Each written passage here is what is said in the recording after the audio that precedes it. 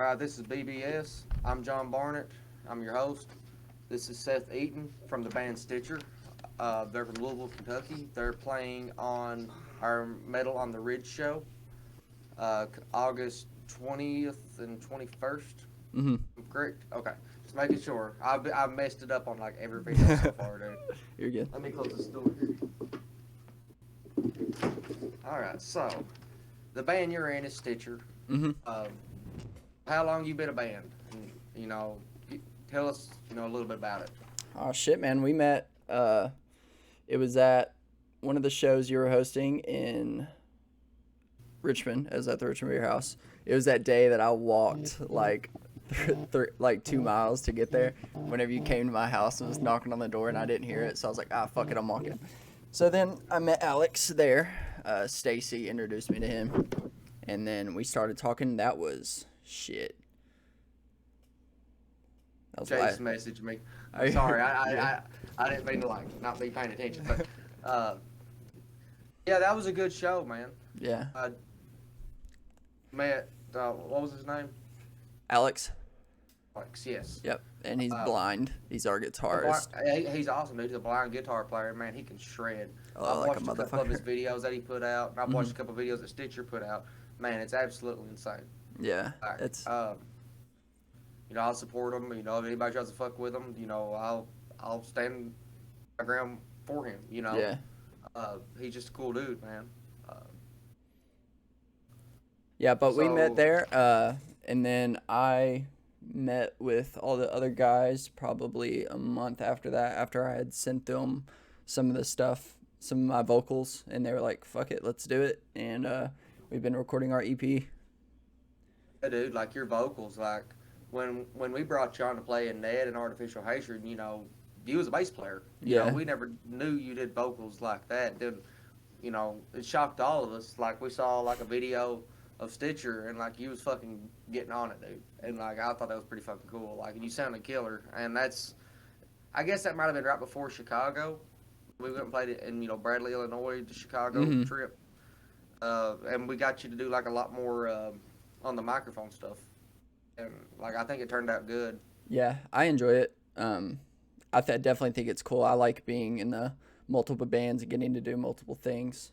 It's really great just to be in so many different like elements, I guess, like I'm playing bass and then getting to do that and then transferring my stage presence to being a vocalist and being a lead man. Like I'm very excited. Yeah, it's really cool, dude. I completely understand where I'm a drummer in one band, a guitar player in another, a singer, like jack of all trades, still don't know shit. Yeah, I don't know a fucking thing. I have some interview questions here that Shauna gave me. We're trying to start this magazine, Independent Artist Magazine. I know we talked a little bit about it. I don't know if you got it on, a little bit of the recording when you first started, but it's called I Am, Independent Artist Magazine. And she's doing all like the reviews. She's going to be asking like a lot of the interview questions and stuff, but I'm asking these, and she's going to transcribe it for people who don't see this and stuff in the magazine. So let's just start with number one. Ready? Okay. Yeah. All right. Tell me a little bit about you. Where are you from? A little about your family, brothers and sisters, any hobbies or favorite things you did growing up. So it's just a little bit of your backstory. Tell us a little bit about you. Yeah, man. I grew up in Berea, Kentucky. Was there for probably 16 years of my life. Then I moved to Richmond. Moved back and forth. My upcoming, I had one sister, one brother, or one sister and two brothers, and I'm the youngest.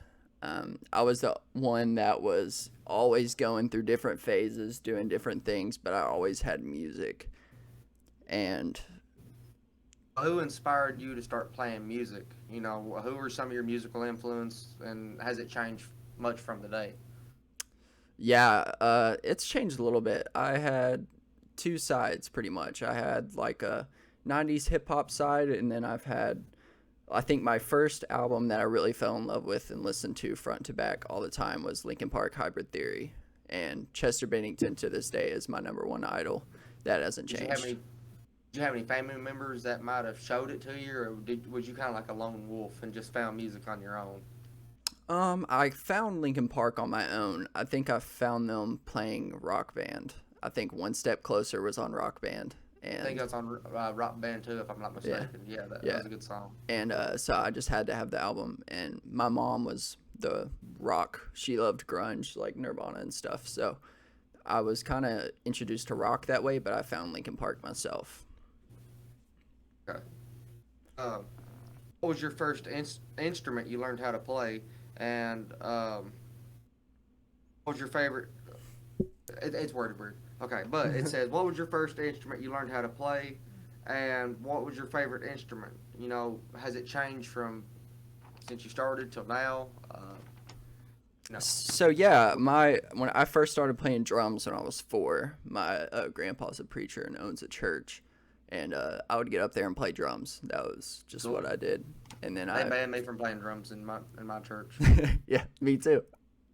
Before Wow. everybody was coming in, I was the one in there playing like Motley Crue and shit. I learned how to play bass at church from a guy named Richard Trent. He was playing Smoke on the Water, and Of course. that was.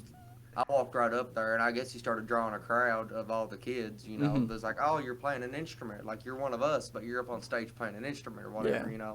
So it kind of drew everybody to him, and he taught me how to play guitar. But more about you, less about me. No, you're good. So, what's your favorite instrument to play?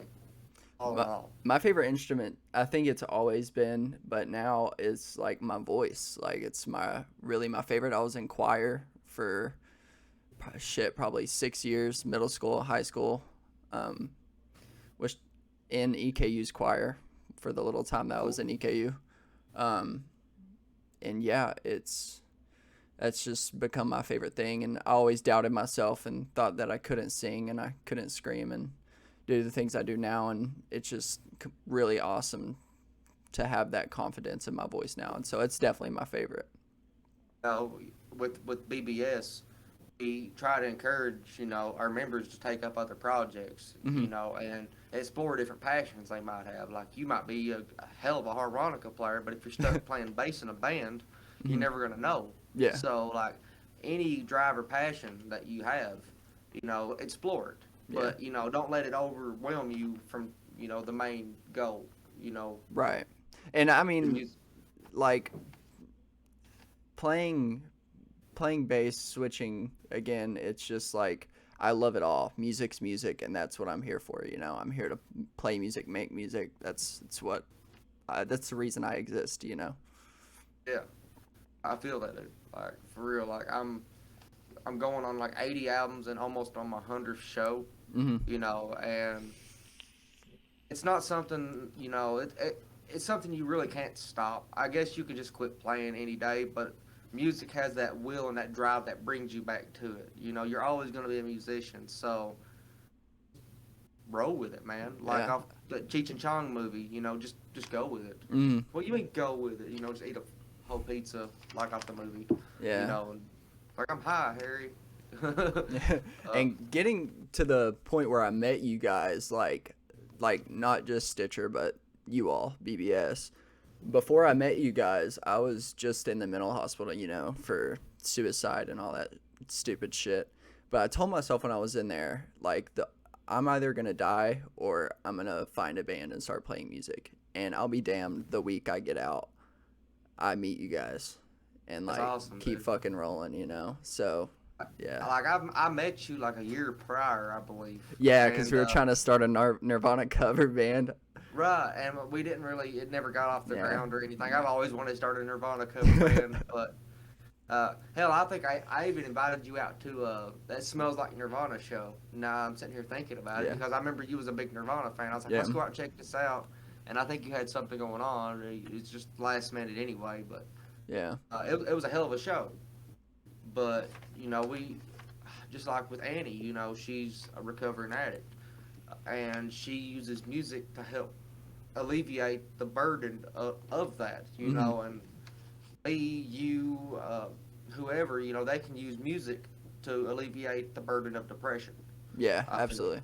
And I feel like a lot of musicians struggle. Like what I really struggled with is like growing up, yeah, I feel like all my favorite artists have had depression and anxiety and committed suicide and done all these things. So I felt like I had to go down the drug path, the depression path, all that stuff to kind Right. of become an artist and write the songs that I thought I would like. But that's really not the case. Like, you got to realize that you need to create your own image to have people look at you and be like, I want to be like that, rather than being a follower in the depression and drugs and all that shit. Exactly, man. For me, Kurt Cobain, he was an idol for me. Yeah. So, and like he was doing heroin and stuff, and like beforehand, I was like, I want to try it at least. I've seen people on, I've seen what it does to people, and Yeah. it's just soured me on the whole aspect. Like I never want to try it. Yeah. Now, uh, I thought it, trying to be more like him. You know, Mm-hmm. I don't know on a religious aspect that was following a false idol or not. Yeah. But I'm not worried about that. I'm just saying, like, he was a pretty cool dude, and he was very influential on me. So a lot of my earlier music was influential to Nirvana. Yeah. And I think a lot of people is. You're either influenced by like thrash metal, Metallica, AC/DC, which is old school classic, or Nirvana, which is punk and grunge. Um, we was lucky, dude. We had Guitar Hero growing up. Yeah. We got to learn a lot of music like straight off the bat. We didn't even know how to process it. I didn't. Yeah. I just like, oh, these are badass songs, and I was an instant fan of Heart Shaped Box by Nirvana. Oh yeah. And it hit me like a ton of bricks. Like a month later, when I found out he was already dead. Like Mm-hmm. how do you go? I guess it was back in '07, '06, '07. You didn't have access to like high speed internet. At least I didn't. Yeah. And it was somebody at church told me, it's like, yeah, he's dead. I'm like, oh, well, that sucks. Yeah. Like, so, okay. But tell me about Stitcher. When did it begin? What's your role in the band? And how would you describe its sound? Like I said, it probably started probably 4 months ago. I'd say is whenever it kind of really started kicking. But I'm the vocalist. We have Alex Sparks on guitar, awesome. We have Tristan Blevins on drums and Chance Webster on bass. All great musicians. Love working with them. What was the last part? Oh, how would you describe Stitcher's sound? Oh yeah. Man, I don't know how to describe it. It's really cool because we all have different influences and it shows in our songs. I would say it's very progressive metal, Okay. along with a lot of just regular metalcore elements. I think it's fun. It's not too complex, but it's just groovy and great Right. to bounce to. What about Gent? Do y'all have any influences of Gent? Yes, very heavy gent influence. That's my shit right there. We just started. Our bass player just bought a 7-string guitar, and so we're gonna have some really low drop tunings. What's coming out next? I'm not gonna say too much on that, but we're dropping an EP, and then there will be something after that. Okay, so that's actually the next question. What are y'all working on right now as far as albums, tours, etc.? Should we expect an album soon? Oh, you just kind of answered it, Yeah. but try to answer it again. There won't be. There will be an EP coming out. I think 4 songs, 3-4 songs. We didn't want to. We wanted to spend time on songs, but we just wanted to get something out so we could get our feet out, really start playing shows, feeling each other. Just getting the Is there a name vibe. for it? The name of the EP is gonna be Zero. Zero. Okay, Yeah. that's pretty cool. Yeah, you know how Slipknot has like Volume 1, Volume 2, like stuff like You're gonna that. have zero. Okay, Yeah. I like that. Yeah, we're gonna do that. It's really cool. We got the logo set up. It's really awesome. I sent it to Shauna for the magazine. So, and then Okay. it's all gonna be on the merch at the show as well. So, Yeah, we're gonna try to have the magazine out as soon as possible. Like I'd like to have at least a little something for June tunes, Mhm. but we don't know if we're gonna have it out by then. Maybe during the summer sometime. And we're gonna try to do it every month, maybe every 3 months. Because just depends on what kind of information we get, what kind of merchandise is available. It's not standard. Like the underground is not standard. You can't like a lot of things. You don't expect it on a certain day, like recurring. You know, everybody holds jobs, and everybody's just trying to do this as a side gig until they can make it their full gig. Yeah. So, you know, we're all just trying to be patient with us. I guess what I'm trying to say, like have a little fucking pity on us, or you're always gonna be disappointed. Yeah. I guess, man, because you know we're fast, we're speedy, but some things take time. You know, you can't just put a cake in the oven and pull it right back out and be done. Mm-hmm. And I wish more people understood that. Yeah. You know, we're a label built by musicians for musicians. You know, I started below the bottom in Breathitt County, and I finally got to the bottom in Richmond, and now I'm still working my way up. So we might not have 100,000 followers, but if you work with us, we could. Mm-hmm. So, For sure. where do you see Stitcher in 5 years? Damn, that's hard. It's a hard question in today's time, man. I'd like to say touring the world with a nice fucking contract worth about $1 million, but you know, I don't know. Shit, man, I don't know. Would be nice. I see us still just putting out music, playing shows, man. That's really all I care about. And as far as the question earlier asked for future live shows and stuff, we don't. I think Metal on the Ridge is going to be our debut. I think we're going to save ourselves for that. We're going to have a lot of cool people there, and it's going to be awesome. Yeah. That's one thing I wanted to reiterate with Metal on the Ridge. You know, like we have very talented artists there, but we don't shun artists away because it's the first show or they're not as big as the headlining act. You know, that's why you have opening acts, and that's why you have acts in the middle. And, you know, not to say those acts are worse or bad or anything, but headliners are put as a headlining spot for a reason. Mm-hmm. And it's, you know, usually it's based on draw, it's based on show. You know, if you want to be the headlining act, you know, get better at what you do. Yeah.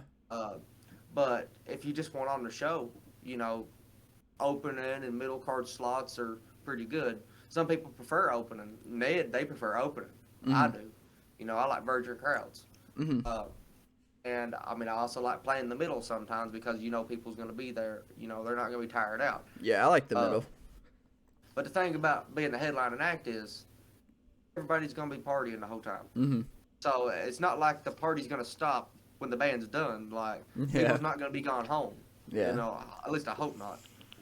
So, I mean, if you got any people out your way that would like tickets and stuff like that, you know, hit up the ticket link on BBS on Facebook. The Breathitt Studios for people that don't know that. Yep. 40 minutes into an interview, they should know who BBS is by now. Yeah.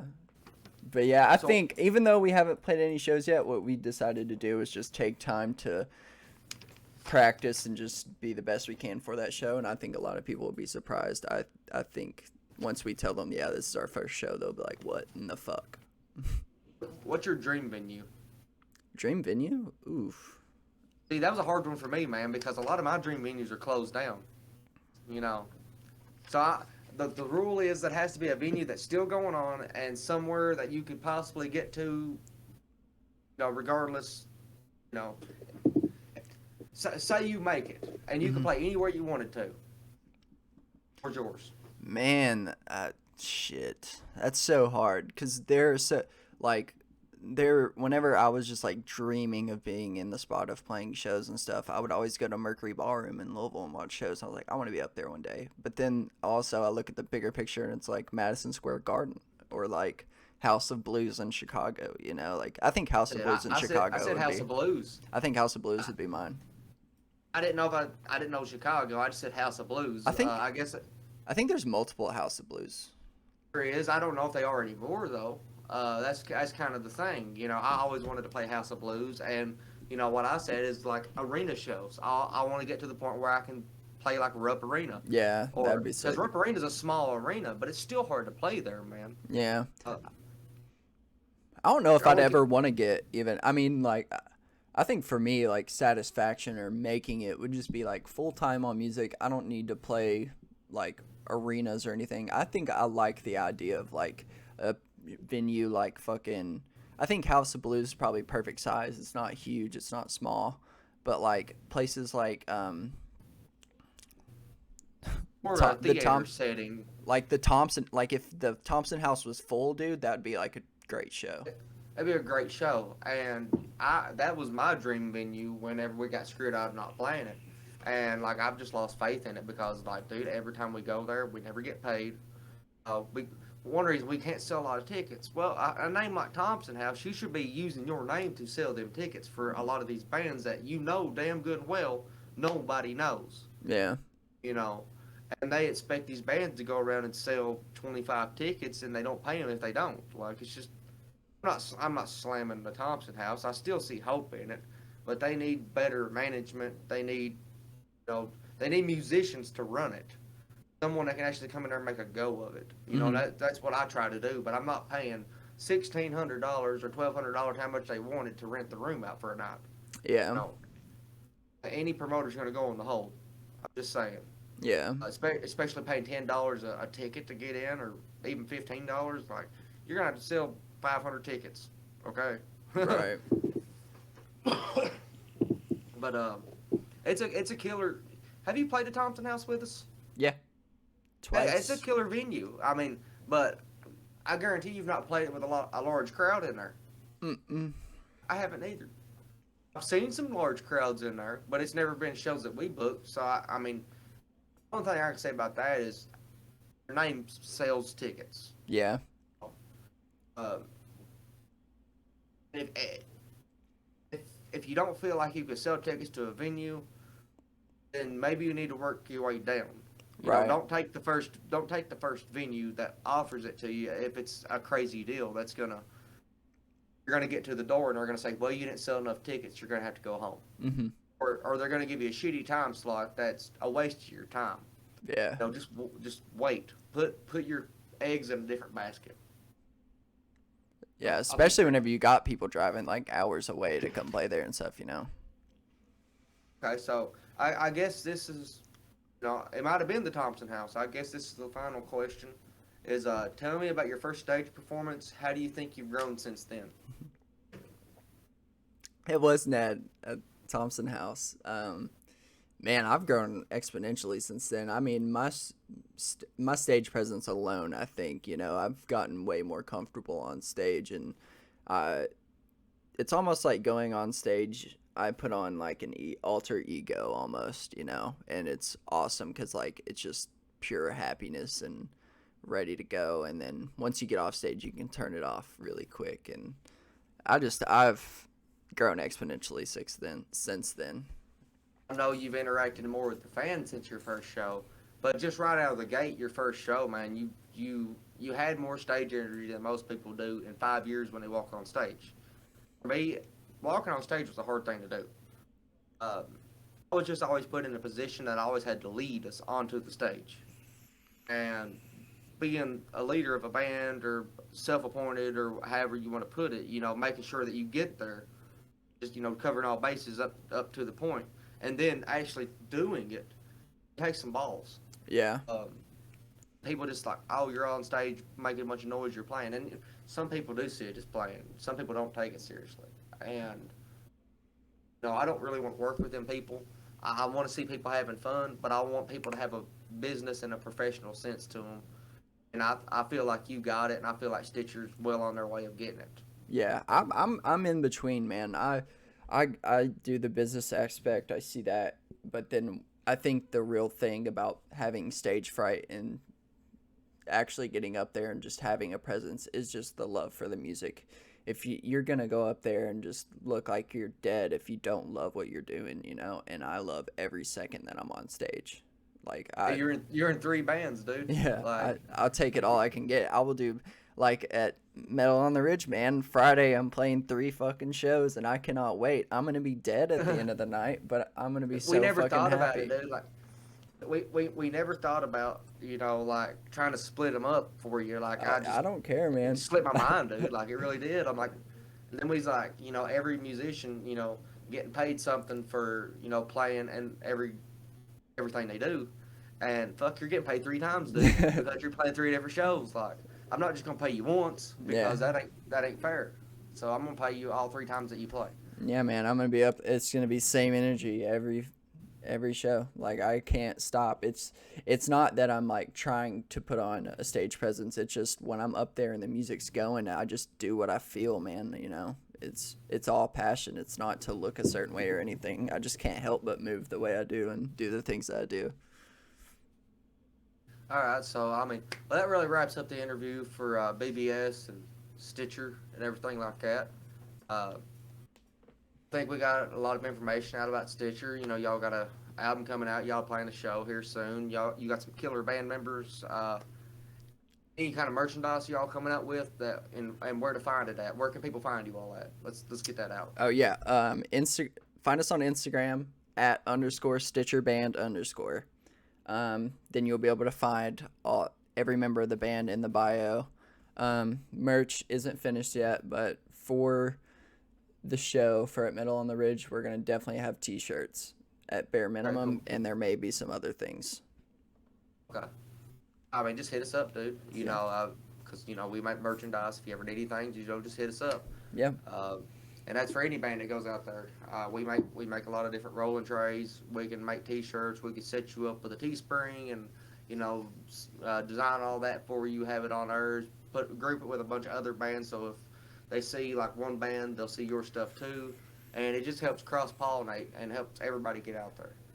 And you know, I feel like with, you know, Stitcher coming on board, you know, they're going to be a valuable member to the music community, BBS, or anybody that they decide to work with. Absolutely.